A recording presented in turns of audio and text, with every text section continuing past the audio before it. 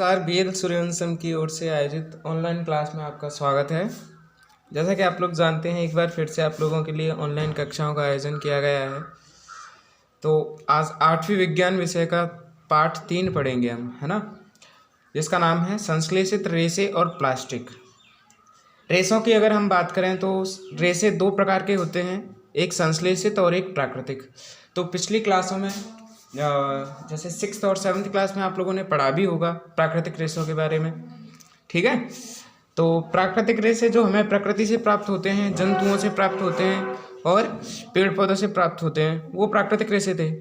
संश्लेषित रेशे जो मानव निर्मित होते हैं, मतलब जिनका निर्माण किससे होता है, रसायनों द्वारा, मनुष्य द्वारा किया जाता है, जैसे फैक्ट्री वगैरह में काम चलता है उनसे।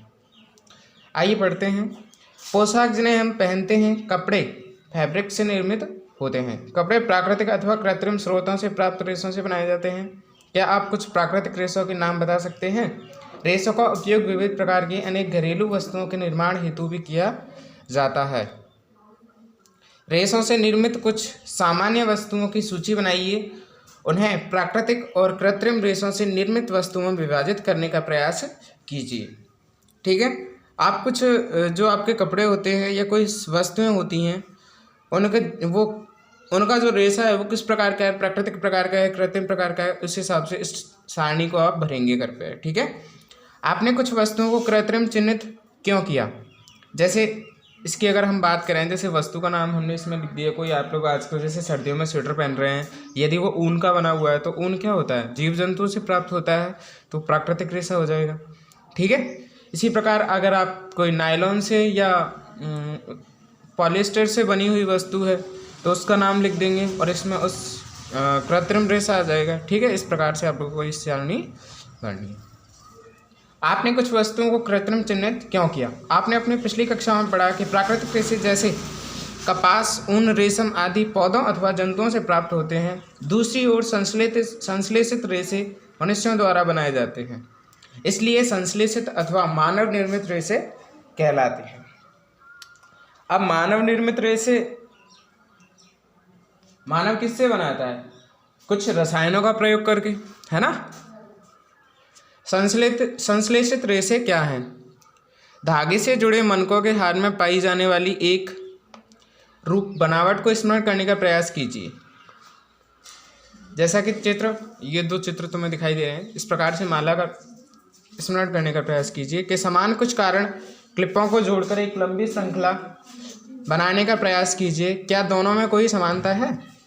एक संश्लेषित रेशा भी छोटी इकाइयों से जोड़कर बनाई गई एक श्रृंखला है। जो संश्लेषित रेशा होता है उसकी एक छोटी इकाई होती है, ठीक है, वो जुड़ कर और क्या बनाती है, एक लंबी श्रृंखला बनाती है। जिस प्रकार से ये मोती देखिए, कुछ मोती जुड़ कर उनको एक धागे में बनाकर हमने एक माला बनाई है। ठीक है, इसी प्रकार से जो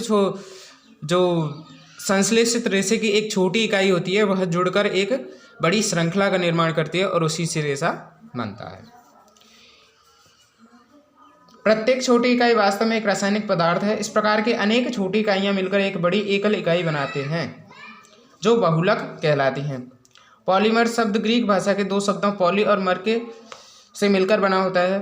पॉली का अर्थ अनेक तथा मर का अर्थ भाग अथवा इकाई होता है। अतः एक पॉलीमर या बहुलक बहुत सी इकाइयों के दोहराने से बनता है। संश्लेषित रेशों के प्रकार। कुछ संश्लेषित रेशों के प्रकार यहाँ पर दिए गए हैं, उनके बारे में थोड़ा सा देखिए। आपने कक्षा 7 में पढ़ा है कि रेशम कीट से प्राप्त किया जाता है। इसकी खोज चीन में हुई थी और इसे लंबे समय तक कड़ी सुरक्षा में गोपनीय रखा गया। रेशम रेशे से प्राप्त कपड़ा बहुत महंगा होता है, परंतु इसकी सुंदर बनावट ने प्रत्येक व्यक्ति को मोह लिया। रेशम को कृत्रिम रूप से बनाने के प्रयास किए गए। उन्होंने 19वीं शताब्दी के अंतिम छोर पर वैज्ञानिकों को रेशम समान गुणों वाले रेशे प्राप्त करने में सफलता प्राप्त हुई। जो रेशम कीट से प्राप्त होता है एक रेशा, है ना, रेशम का जो कपड़ा होता है वो रेशम कीट से प्राप्त होता है। प्राकृतिक तंतु था हमारे पास, लेकिन वो काफ़ी क्या था, महंगा होने के कारण क्या हुआ, वैज्ञानिकों ने उसी के जैसे गुणों वाला एक दूसरे रेशे की खोज की। ठीक है, जिसका नाम क्या रखा गया था, रेयॉन। इस प्रकार का रेशा काष्ठ लुगदी के रासायनिक उपचार से प्राप्त किया गया यह रेशा रेयॉन अथवा कृत्रिम रेशम कहलाया। उस रेशे का नाम क्या रख दिया, या तो रेयॉन या फिर कृत्रिम रेशम, मतलब रेशम के समान गुणों वाला है लेकिन बनाया गया है वो मानव निर्मित है। यद्यपि रेयॉन प्राकृतिक स्रोत काष्ठ लुगदी से प्राप्त किया जाता है, यह एक मानव निर्मित रेशा है। यह रेशम से सस्ता होता है परंतु इसे रेशम रेशों के समान बुना जा सकता है। इसे रंगों की कई किस्मों में रंगा जा सकता है।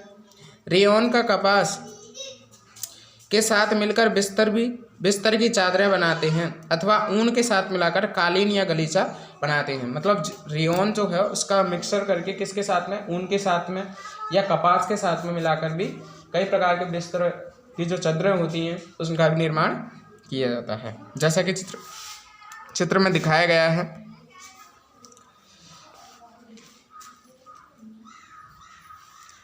अगला है नायलॉन। नायलॉन एक अन्य मानव निर्मित रेशा है। इसे 1931 से बिना किसी प्राकृतिक कच्चे माल, पौधे या जंतु से प्राप्त कर उपयोग किए बनाया गया। मतलब इसको किससे प्राप्त किया गया है, पौधे या जंतु से प्राप्त नहीं किया गया है, बल्कि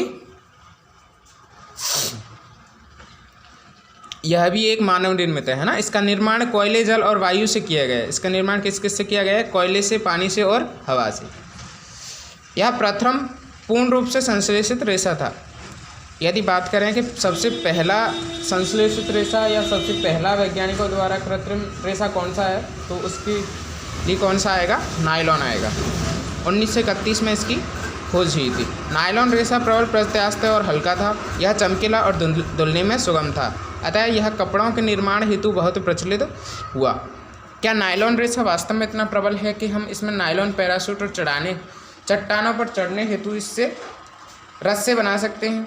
हम नायलॉन से निर्मित कई वस्तुओं को उपयोग में लाते हैं, जैसे जुराबें, रस्से, तंबू, दांत साफ करने का ब्रश, कार की सीट के पट्टे, स्लीपिंग बैग, शयन थैला जिसको कहते हैं, पर्दे आदि। ये नायलॉन से कुछ सामान दिए गए हैं। देखिए जुराबें जो बनती है वो भी नायलॉन की होती हैं। रस्से भी आते हैं चट्टानों पर चढ़ने के लिए, जिस रस्सी का प्रयोग किया जाता है वो नायलॉन की बनी होती है, काफ़ी मजबूत होती है इसलिए।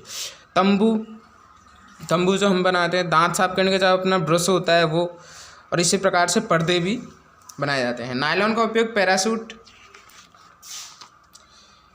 तो जानते ही हैं आप लोग, मतलब नायलॉन इतना हल्का होता है, इस वजह से इसका प्रयोग पैराशूट बनाने में भी किया जाता है। और चट्टानों पर चढ़ने हेतु रस्सी के निर्माण में भी किया जाता है। एक नायलॉन का तार इस्पात के तार से अधिक प्रबल होता है, काफ़ी मजबूत भी होता है। अगला है पॉलिएस्टर और एक्रिलिक। पॉलिएस्टर एक अन्य संश्लेषित रेशा है।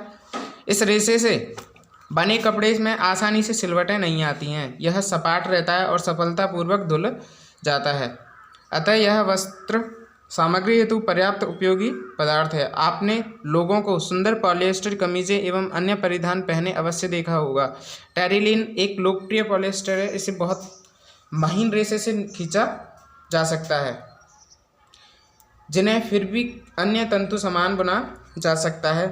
PET पेट, जिसका पूरा नाम होता है पॉलीएथिलीन टरथेलेट, एक बहुत सुपरिचित प्रकार का पॉलिएस्टर है। इसका उपयोग बोतलें, बर्तन, फिल्म, तार और अन्य बहुत सी उपयोगी उत्पाद के निर्माण में किया जाता है। जो सामान्यतः आप लोग घर में बोतलें देखते हैं, है ना, और फिल्म मतलब जो रील आती है ना एक, उस टाइप से इसके तार भी बनाए जाते हैं। PET की बात कर रहे हैं हम। और अन्य बहुत सी उपयोगी उत्पादों के निर्माण हेतु भी किया जाता है। चारों ओर दृष्टि घुमाइए, पॉलिएस्टर से निर्मित वस्तुओं की सूची बनाइए। पॉलिएस्टर वास्तव में एक रसायन है जो एस्टर कहलाता है, कि इकाइयों की पुनरावृत्ति से बनता है। जैसा कि हमने पहले बात की थी कि छोटी छोटी इकाइयाँ मिलकर एक लंबी श्रृंखला बनाती है। तो एस्टर जो इकाई है, एस्टर एक रसायन होता है, केमिकल होता है, उसकी कई इकाइयाँ मिलकर क्या बनाती हैं, पॉलिएस्टर बनाती हैं। एस्टर वे रसायन है जो फलों को उनकी गंध प्रदान करते हैं। फलों में गंध भी एस्टर की वजह से ही आती है।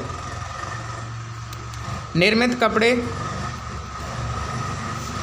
पॉलीकोट, पॉलीवूल, टेरिकोट आदि नामों से बेचे जाते हैं, जैसा कि नाम सुझाते हैं।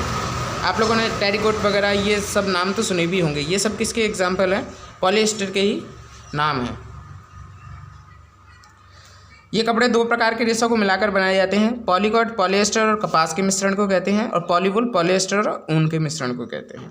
हम सर्दियों में स्वेटर पहनते हैं तथा शॉल अथवा कंबलों का उपयोग करते हैं। इनमें से बहुत से वास्तव में प्राकृतिक ऊन से निर्मित नहीं होते हैं। ये इनका जो मतलब गुण होता है ये है ऊन के जैसा दिखाई देता है, लेकिन ये कृत्रिम रेशा होता है। ठीक है, इनमें ऊन की और पॉलिएस्टर की मिलावट होती है। इनमें से बहुत से वास्तव में प्राकृतिक ऊन से निर्मित नहीं होते हैं, यद्यपि वे ऊन के सदृश दिखाई देते हैं। ये अन्य प्रकार के संश्लेषित रेशे से तैयार किए जाते हैं जो एक्रिलिक कहलाता है। प्राकृतिक स्रोतों से प्राप्त ऊन काफ़ी महंगी होती है, जबकि एक्रिलिक से बनी वस्तुएं अपेक्षाकृत सस्ती होती हैं। ये विविध रंगों में उपलब्ध होती हैं। संश्लेषित रेशे अधिक टिकाऊ और पहुँच के भीतर होते हैं, जिससे प्राकृतिक रेशों की अपेक्षा अधिक लोकप्रिय है। आप पूर्व में प्राकृतिक रेशों को जलाने का क्रियाकलाप कर चुके हैं। जो प्राकृतिक रेशों से रिलेटेड जितनी भी बातें हैं हमने कक्षा 7 में पढ़ी हुई थी। यदि आप संश्लेषित रेशों को जलाने का प्रयास करें तो आप पाएंगे कि इनका व्यवहार प्राकृतिक रेशों से भिन्न है। आप पाएंगे कि संश्लेषित रेशे गर्म करने पर पिघल जाते हैं। यह वास्तव में संश्लेषित रेशों का एक हानिकारक गुण है। यदि वस्त्रों में आग लग जाती है तो अधिक बहुत आपदाजनक हो सकता है। कपड़ा पिघल जाता है, पिघलने वाले व्यक्ति के शरीर से चिपक जाता है, पहनने वाले व्यक्ति के शरीर से चिपक जाता है। अतः हमें प्रयोगशाला में अथवा रसोई घर में कार्य करते समय संश्लेषित वस्त्रों का प्रयोग नहीं करना चाहिए। ठीक है, जब भी हम आग के पास में खड़े होते हैं, मान लो अगर हमारे केमिकल से जो कृत्रिम रेशे से बनी हुई वस्तु पहने हुए हैं, कपड़ा पहने हुए हैं, तो उस जैसे ही उसमें टेम्परेचर आता है, मतलब आग की चपेट में आता है, तो वो क्या जो संश्लेषित रेशा होता है वो पिघल जाता है, और जो व्यक्ति उसको पहने हुए होता है उस पर उसका जो लावा की तरह होता है वो उसके ऊपर चिपक जाता है, उसके शरीर से चिपक जाता है। इसलिए हमें क्या करना चाहिए, कम से कम जो संश्लेषित रेशे होते हैं उनके कपड़ों का प्रयोग कम करना चाहिए। यदि आप प्रयोगशाला में जैसे किसी लैब में काम कर रहे हैं या फिर रसोई घर में काम कर रहे हैं, ठीक है। सभी संश्लेषित रेशे पेट्रोलियम मूल के कच्चे माल को पेट्रो रसायन कहते हैं। जो संश्लेषित रेशे होते हैं उनके पेट्रोलियम का जो कच्चा माल होता है उसको हम क्या कहते हैं, पेट्रो रसायन कहते हैं। विविध प्रक्रमों द्वारा तैयार किए जाते हैं। इसके बाद में है संश्लेषित रेशों का गुणधर्म, ये हम अगली क्लास में पढ़ेंगे। आज के लिए इतना ही काफ़ी है। जब तक के लिए अपने घर पर अच्छे से सुरक्षित रहिए और पढ़ते रहिए। धन्यवाद।